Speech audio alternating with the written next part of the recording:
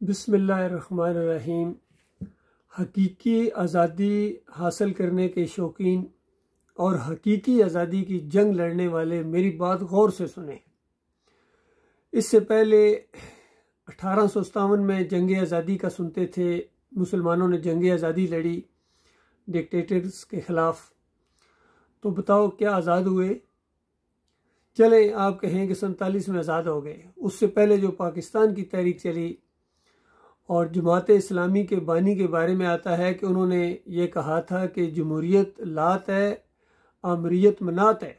दो बुतों के नाम लिए और कहा कि एक बुत आमरीत का ये जो जा रहा है अंग्रेज़ों का, उसके बाद तुम्हारा जमहूरियत का बुत आ जाएगा तो फ़ायदा क्या होगा, तब्दीली कौन सी आएगी। इसी वजह से उन्होंने तहरीक आज़ादी के अंदर हिस्सा नहीं लिया था। बहरहाल पाकिस्तान आज़ाद हो गया बज़ाहिर, और फिर वो मौदूदी साहब भी इसी जमहूरियत के बुत की पूजा में कूद पड़े और इक़्तिदार हासिल करने के लिए असूल छोड़ दिए, ईमान छोड़ दिया और बुनियाद को छोड़ दिया। फिर आज 75 साल बाद बताओ आज़ाद हो या ग़ुलाम हो, अभी तक तो यही कन्फ्यूजन नहीं दूर हो रही है।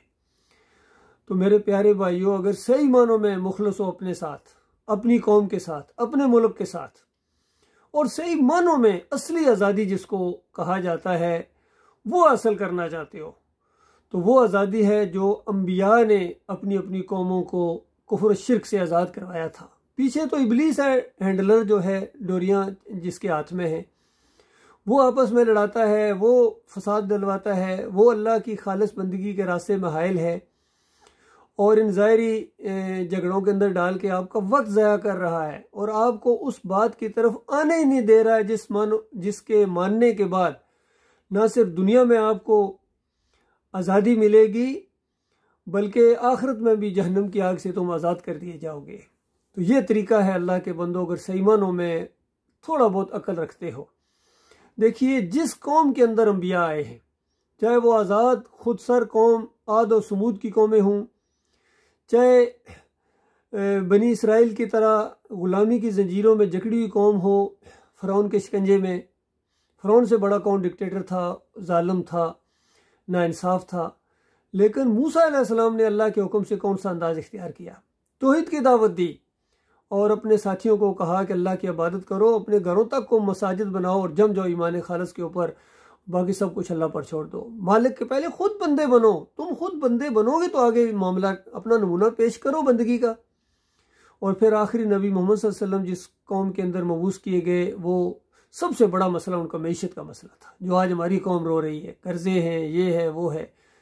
तो उस वक्त भी ये मसला था, लेकिन नबी अलैहिस्सलाम ने कोई और मुहाज नहीं खोला है, ना कोई सियासी मुहाज उस अंदाज से कि ये अपने मुल्क के कुछ हिस्से आज़ाद करवाते हैं, ना ग़ुलामी का कोई नारा बुलंद किया और ना ही कोई और मईशत का नारा बुलंद किया, बल्कि ये तौहीद का नारा गोया बुलंद कर दिया कि इलाहुकुम इलाहुन वाहिद। पहले इलाह को पहचानो कि तुम्हारा मालिक कौन है, तुम्हें किसने पैदा किया है और तुम्हें क्यों पैदा किया गया है, तुम्हारी तवानाइयाँ किस तरफ लग रही हैं, अपनी ज़िंदगी के मकसद के मुताबिक या उसके ख़िलाफ़। बिल्कुल यही आज मेरा कहना है इन सारे कायदीन से, चाहे ये सियासी कायदीन हों, ख़ासकर इमरान खान साहब और इनकी जमात वाले, या ये मजहबी कायदीन हों जितने भी, या ये हमारे अस्करी कायदीन हों, इनको भी मेरा यही कहना है कि चंद दिनों की ये ज़िंदगी है, आपस में लड़ते हुए क्या आपको मिलेगा बताइए। हर एक अपने अपने डिपार्टमेंट के अंदर काम करे तो कोई एक दूसरे को जगह वैसे भी नहीं ले सकता, हर एक ने अपना काम करना होता है। तो जो सब मिल के काम करें वो ईमान का काम करें, तौहीद के ऊपर तो कोई इख्तलाफ होना ही नहीं चाहिए। आज मसला ये है कि ईमान का, तौहीद की किसी को फिक्र ही नहीं है। सबसे ज़्यादा मसला हमारी उम्मत के अंदर और पूरी दुनिया के मुसलमानों का ईमान का मसला है, तौहीद का मसला है। पहले ईमान है फिर पाकिस्तान है। जब ईमान ही नहीं होगा, तुम जितने मर्जी मुल्क को खुशहाल बना लो, फलाई रियासत बना लो, मान लिया आज ज़मीन के ऊपर कितनी फलाई रियासतें हैं, कितना ज़्यादा अपनी आवाम का ख्याल रखते हैं, सोशल सिक्योरिटी है, अमन व अमान भी है बज़ाहिर तौर पर, लेकिन जो मरता जा रहा आग में, जो मरता जा रहा आग में, बताओ ये खैर ख्वाही है? अपनी या अपनी कौम की? क्या वही अंदाज आप भी इख्तियार करना चाहते हैं, या ये है कि अंबिया की सुन्नत, ख़ासकर हमारे लिए आखिरी नबी मोहम्मद सल्लल्लाहु अलैहि वसल्लम की सुन्नत ये है कि अपनी कौम को ईमान खालिस की तरफ दावत दी जाए और शिर्क का सबसे पहले रद्द किया जाए कि देखो ये मुल्क तो लिए ही आपने पाकिस्तान का मतलब क्या, ला इलाहा इल्लल्लाह। तो ला इलाहा इल्लल्लाह का मतलब तो समझो। ला इलाहा इल्लल्लाह कहने के बाद ये कोई और माबूद हो सकता है, कोई और मुश्किल किशा हो सकता है, दाता दस्तगीर हो सकता है। जो आपने फौज तैयार की हुई है, हर शहर के हर कोने के ऊपर, नुकुर के ऊपर एक बाबा बैठा हुआ है मज़ार की शक्ल में, और उसको कौम पूज रही है, चादरें चढ़ा रही है, उर्स कर रही है, चढ़ावे चढ़ा रही है, औलादें मांग रही है, अंदाजा कुगू कोड़े, गामे शाह, पता नहीं कौन कौन से अजीब व गरीब इनके नाम है। तो उन वहाँ जाके ख्वातीन जाती हैं, मर्द जाते हैं, बड़े बड़े अफसर जाते हैं, अंदाज़ा लगाइए, वहाँ जाके देगे चढ़ाते हैं और फरियादें करते हैं, और वहाँ से खोटी खरी कर, वहाँ सोने के दरवाजे, अंदाज़ा लगाइए, कौम के कर्जे इनसे उठाए नहीं जा रहे हैं, पूरी दुनिया के कर्जे इनके कंधों के ऊपर हैं। और हैरत होती है कब उतारेंगे, कैसे उतारेंगे, लेकिन कब्रों के ऊपर, मज़ारों के ऊपर सोने के दरवाजे लगे हुए, अंदाज़ा लगाइए। ये अकीदत, ये शिरक वाली अकीदत है। हमारे इमरान खान भाई भी जाके सजदा करते हैं गंज शकर, और जब पूछा गया कि आपने क्या किया, कहते हैं नहीं ये मोहब्बत का सजदा है, ये शिरक वाला नहीं है। शिरक तो मुसलमान कर ही नहीं सकता, ला इलाहा इल्लल्लाह मुहम्मद रसूलुल्लाह पढ़ने वाला कैसे शिरक कर सकता है। और यही शिरक होता है जो आपने किया है, इससे तौबा करो। और फिर अभी बार बार कहना कि मैं ला इलाहा इल्लल्लाह को मानता हूँ, मैं अल्लाह को मानता हूँ। अल्लाह को नहीं मानते हैं। अल्लाह को मानना यह है कि शिरक को छोड़ो, इन मज़ारों को तोड़ो, जिस तरह बुतों को तोड़ा जाता है ना, इसी तरह इन मज़ारों को तोड़ो। कोई एक मज़ार भी नहीं रहेगा उस वक्त आप मुसलमान कहलाएंगे जहाँ जहाँ तक आपका इख्तियार है। अगर किसी गांव में है, अगर वहाँ मज़ारात हैं, वहाँ उर्स और मेले होते हैं और आप आवाज़ नहीं खोलते हैं, तो याद रखिए आप कुरान और हदीस के मोमिन नहीं हैं।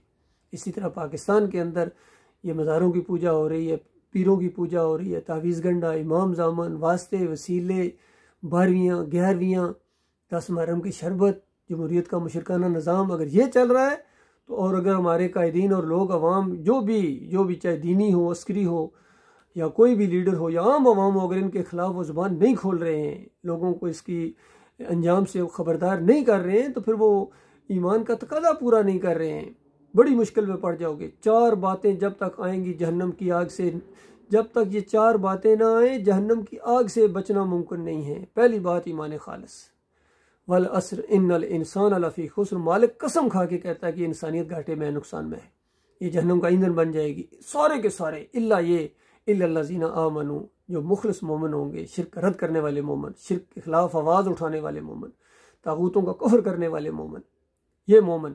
और इस ईमान के बाद फिर अमल सालेह है, सलात है, सौम है, उम्रा है, हज है, ज़कात है, जो अमल है, वालिदैन की खिदमत है, पड़ोसियों के हकूक़ हैं, मुल्क और कौम की खिदमत है, जितना भी कुछ है ईमान के बाद है। और उसके बाद अभी 2 बातें और भी हैं, वतवासौ बिल हक, हक बात की तबलीग करनी है। तबलीगी जमात नाम रखने से तबलीग नहीं हो जाएगी, तबलीग करो हक की। कुरान आपके हाथों में होना चाहिए, सही हदीस आपके हाथों में होना चाहिए। इन्होंने फ़ज़ाइल अमाइल उठाए हुए, इसके अंदर शिरक और कुफ्र है, हर जगह शिरक फैला रहे। और फिर मालिक फरमाता है ये तीसरा काम, और काम छोड़ना नहीं है, ये मुश्किल काम है, ये आसान काम नहीं है। अपनी कौम आपकी दुश्मन हो, अपने निकालेंगे अपने अंदर से, ये सुन्नत है इस बात की। वतवासौ बिस्सब्र, फिर सब्र के साथ जमे रहना, काम नहीं छोड़ना है। काम यही है, ज़िंदगी मौत का मसला है इस शिरक के लिए, या मैं नहीं या ये शिरक नहीं। इस अंदाज से ये दावत उठी, अल्लाह के बंदो इसका साथ दो, और पहले ईमान को फिर ताज़ा करो, ला इलाहा इल्लल्लाह मुहम्मद रसूलुल्लाह समझ के पढ़ो कि अल्लाह के अलावा कोई माबूद नहीं है, और मोहम्मद सल्लल्लाहु अलैहि वसल्लम हमारे लीडर हैं, कायद हैं, रसूल हैं, इनकी पैरवी करनी है, अल्लाह का हुक्म है ये, और उनकी बात के मुकाबले में किसी की बात को नहीं माना जाएगा। जो ये काम करेंगे, जो ये बात मानेंगे, वो हमारे भाई हैं, वो एक अल्लाह की जमात है, और वही अल्लाह के यहाँ कामयाबी हासिल करने वाले हैं। अल्लाह ताला गौर व फिक्र करने की तौफीक अता फरमाए।